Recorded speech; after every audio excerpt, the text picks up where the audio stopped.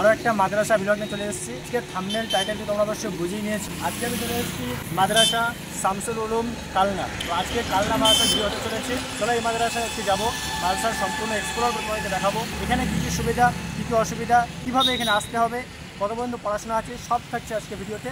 তো চলো এখন চলে যাবো মাদ্রাসার ভিতরে। কালনা রোড যেটা আসছে ব্যান্ডেল থেকে, STKK রোড যেটাকে বলে, চলে আসছে এটা ব্যান্ডেল থেকে চলে যাচ্ছে সোজা এটা নবদ্বীপ হয়ে কাটোয়া। আর একদম STKK রোডের পাশেই অবস্থিত মাদ্রাসা শামসুল উলুম কালনা। তো আমি আছি আজকে, আমার সাথে আছে আর একটা দোস্ত কামরুজ্জামান। তো কামরুজ্জামান এখানকার ছাত্র, জামাতে মুক্তার স্যারের ছাত্র এখন। তো কামরুজ্জামান আমাদের সাথে আজকে মাদ্রাসাটা ঘুরে দেখাবে। তো চলো এখন মাদ্রাসার ভিতরে যাওয়া যায়। তো এই যে নামটা তোমরা দেখতে পাচ্ছ, ইনি হচ্ছে এই মাদ্রাসার জমিদাতা, মানে ইনার জায়গায় এই মাদ্রাসাটা অবস্থিত। মানে এই জায়গাটা মাদ্রাসার জন্য দান করে গেছিল। এটা হচ্ছে সমাধি, তিনার কবরস্থান, এটা মানে একদম গেটের পাশেই প্রথমেই ওনার কবর, মানে স্মৃতি হিসাবে এটাই আছে এখানে।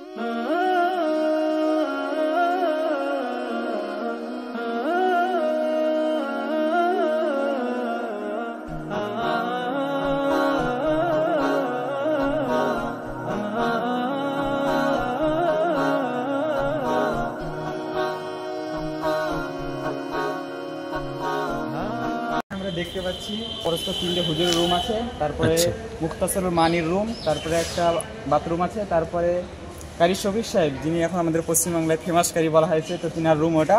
তারপরে মিশকাত রুম আছে, তারপরে ওপর বিল্ডিংয়ে আছে কারি ক্লাস, তারপরে এই বিল্ডিংটাতে আছে মানে ফার্সি রুম, আর মানে ছাত্রদের রুম আছে, হুজুরদের রুম আছে উপরে। আর হলো আমাদের মসজিদ। চলো মসজিদটাকে দেখবো। এখন কাজ চলছে নাকি, আগামী দিনে দোতলা হতে চলেছে, তাই তো? মসজিদটার ভিতরে প্রবেশ করি এবার।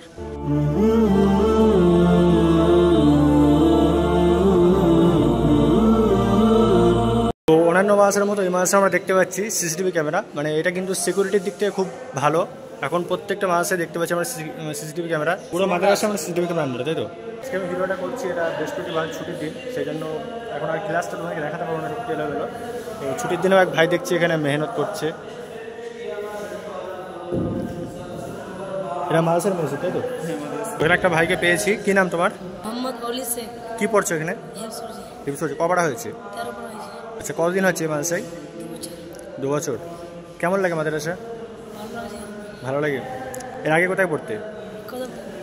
এখানেই ফার্স্ট। বাড়ি কোথায়? উত্তর দিনাজপুর। আরও ছোটো ছোটো অনেক বাচ্চা আছে। কোচির নাম কি তোমার? কি পড়ছো এখানে? নাজরা পড়ছো। কতদিন হচ্ছে এই মাদ্রাসায়? 1-2 বছর। ভালো লাগে মাদ্রাসা? তো বাচ্চা ছেলেরা এরাও বলছে মাদ্রাসা খুব ভালো লাগে। এটা হলো জেনারেটর রুম, এটা বাবুর্চিখানা। আচ্ছা, জেনারেটর রুম, মানে মাদ্রাসার 24/7 ইলেকট্রিক সার্ভিস আছে, তাই তো? আমাদের বাবুর্চিখানা। তো আমাদের এটা মাদ্রাসার পেছন সাইডটা, এখানে ছেলেদের জন্য আরো এক্সট্রা উজুখানা তৈরি করা হচ্ছে। আর এগুলো হুজুরদের ফ্যামিলি কোয়ার্টার, মানে এগুলো সব, হ্যাঁ সব এখানে যত আছে। আর পেছনে অনেক ফ্যামিলি কোয়ার্টার আছে। আর মাদ্রাসার ওই সাইডটাই মানে পশ্চিম দিকে আরো অনেক ফ্যামিলি কোয়ার্টার করা হয়েছে, মানে প্রত্যেক শিক্ষকের জন্য মানে ভালোভাবে যেন থাকতে পারে মাদ্রাসায় নিজের ফ্যামিলি নিয়ে, সেই কারণে এখানে আমাদের হেফাজতের জন্য CC ক্যামেরা লাগানো হয়েছে, যেন কোনো অসুবিধা যেন না হয়। আর মাদ্রাসায় আমাদের চেষ্টা করা হচ্ছে, হুজুরা চেষ্টা করছে পুরো বাউন্ডার যেটা আছে এটা কি মানে এই জায়গাগুলো মাদ্রাসা, তাই তো? সব মাদ্রাসার এখানে মাঠ যত। তো কতদূর পর্যন্ত এখানে জায়গা আছে? এখানে এই একটা জমি আর এই একটা জমি, এই দুটো জায়গা মাদ্রাসার আছে, বড় বড় জমি আছে ছেলেদের খেলার জন্য। আগে মানুষ চাষ করতো, দিয়ে মানে খাজনা দিয়ে চাষ করতো, তাই তো? খাজনা দিয়ে চাষ করতো, দিয়ে ছেলেদের দেখছে অসুবিধা হচ্ছে মানে খেলাধুলা করতে, সেই কারণে মাদ্রাসাওয়ালা জমিগুলো আবার নিয়ে নিয়েছে, ছেলেরা যেন খেলাধুলা করতে পারে। ভবিষ্যতে এগুলো একটা বড় একটা মাঠ হবে ছেলেদের খেলাধুলা করার জন্য। খুব সুন্দর একটা চিন্তা ভাবনা আগামী দিনে। এটা ক্লাসরুম। এটা কোন জামাতের ক্লাসরুম? এটা মিশকাত। তো এটা জামাতের মিশকাতের ক্লাসরুম। কতজন ছাত্র আছে মিশকাতের? মিশকাতের প্রায় 14 জন মতন। তো এটা মানে ক্লাসরুম, আর ছেলেদের মানে থাকার রুম হচ্ছে ওই বিল্ডিং এ, মানে তারা বৃহস্পতিবার আরাম করছে। এটা জাস্ট ক্লাস হয়, তাই তো? তো বন্ধুরা, আজকে আমি ভিডিওটি করছি, এটি হচ্ছে বৃহস্পতিবার ছুটির দিন। তো ছুটির দিন ছাত্ররা এখন এই সময় একটু বিশ্রাম করছে, সেক্ষেত্রে রুমগুলো ট্যুর করাতে তোমাদের একটু অসুবিধাই হচ্ছে। তো সেক্ষেত্রে আমি তোমাদেরকে সব রুম দেখাতে পারলাম না। এটা মসজিদের 2য় তলা, এখানে এখন কাজ চলছে, 2য় তলার কাজ চলছে। তো এটা আছে দরজায় হিফজখানা রুম। তো এটা ক্লাস হয় নাকি না থাকা হয়েছে?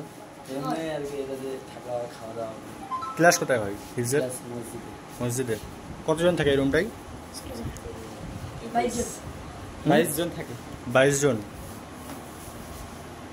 হিফজের কটা বিভাগ? 3টে। সেটা বিমারটা আমাদের সাথেই আছে। এটা হলো শিক্ষক রুম, একটা শিক্ষক থাকে। কজন থাকে? একটা শিক্ষক? এখানে একটাই শিক্ষক থাকে। এটা আর একটা শিক্ষক থাকে, আমাদের ডাক্তার হুজুর বলে একটা শিক্ষক আছে, ছাত্রদেরকে ওষুধ টষুধ দেয়। ডাক্তার। হ্যাঁ, বলেন নমস্কার সাহেবের রুম এটা। তো বন্ধুরা, এখন আমি তোমাদেরকে দেখাবো এই মাদ্রাসার আঞ্জুমান।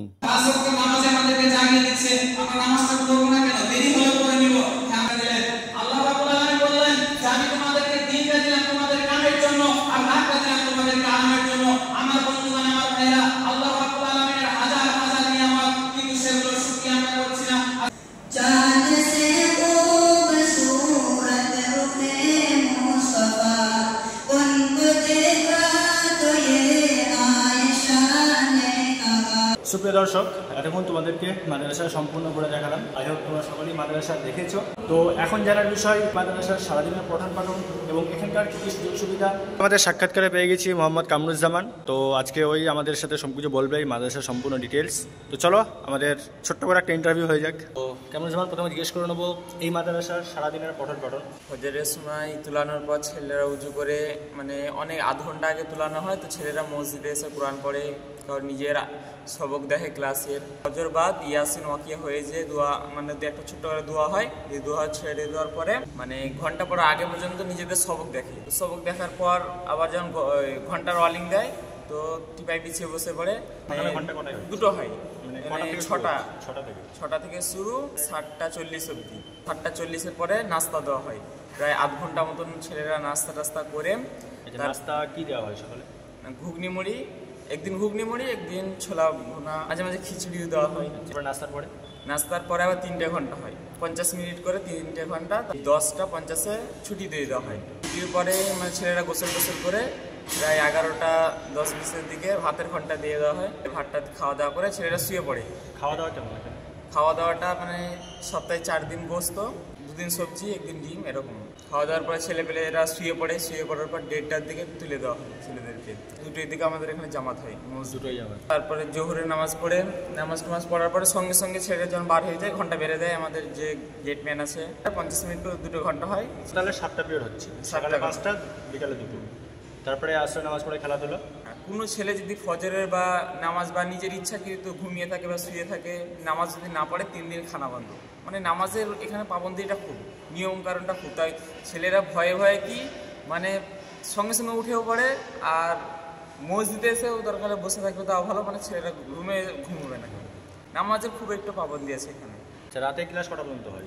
রাত্রে ক্লাস মানে 11টা অবধি লাজিম, তারপরে ছেলেরা মসজিদে চলে আসে। মানে 11টা পর্যন্ত মাস নিয়ম পড়তে হবে। তারপরে 12:30 1টা অবধি পুরো মসজিদে ছেলেরা পড়াশোনা করে। তো এই মাসে এখন বর্তমান ছাত্রের সংখ্যা কত? 200 এখন মানে পড়াশোনা করছে 200টা ছেলে। হিফজের ছেলে কতজন আছে?